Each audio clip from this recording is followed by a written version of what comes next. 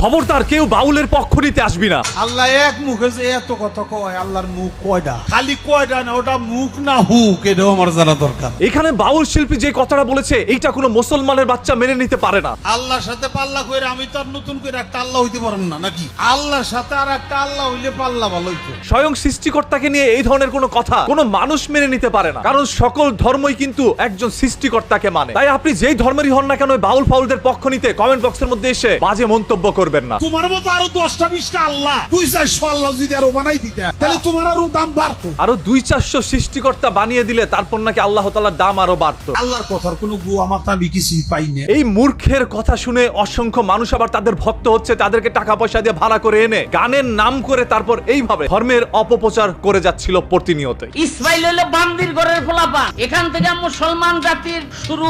মুসলমান হলো বান্দির ঘরের জাত। এবং তাদের বিরুদ্ধে কোনো কথা বলতে গেলে তারা আবার এসে বলে একটি ছোট্ট কথাকে কেন্দ্র করে আজকে সারা দেশে বাউল সম্প্রদায় নিধন করার একটা মহান যজ্ঞ চলছে। হ্যাঁ, ছোট্ট একটি ঘটনাকে কেন্দ্র করি নাকি এখন সকল মানুষ বাউলদের বিরুদ্ধে গিয়ে দাঁড়াচ্ছে। আল্লাহর কথার কোনো গুয়া মাথা আমি কিছুই পাই না। তাদের কাছে এই বিষয়টা খুবই ক্ষুদ্র ছোট্ট মনে হয়েছে। তবে ইসলাম এই বিষয় নিয়ে কি বলে? আল্লাহর শানে এত বড় বেয়াদবি, তাকে তো প্রকাশ্যে হত্যা করা জায়েজ। ভণ্ড বাউলকে আব্বাসী হুজুর যেটা বলেছে সেটা যদি এই দেশের মধ্যে ইসলামী শরিয়া শাসন থাকতো তাহলে অবশ্যই সেটাই কায়েম করা হতো। তবে যেহেতু ইসলামী শাসন নাই সেহেতু জেলের মধ্যে নিয়ে তাদের সর্বোচ্চ শাস্তির আওতায় আনার জন্য সবাই আহ্বান করছে। ছাড়া তো যাবেই না, সরকারকে বলছি তার সর্বোচ্চ শাস্তি মৃত্যুদণ্ড কার্যকর করতে হবে। এই যে ফজরের নামাজ নিয়েছে আদম সফিউল্লাহ, জোহরের নামাজ নিয়েছে ইব্রাহিম খলিলুল্লাহ, আসরের নামাজ নিয়েছে ইনুসুল্লাহ, আর মাগরিবের নামাজ নিয়েছে ঈসা রুহুল্লাহ, ইয়াসার নামাজ নিয়েছে মুসা কারিমুল্লাহ। সে নবী না হলে কিছুই হতো না।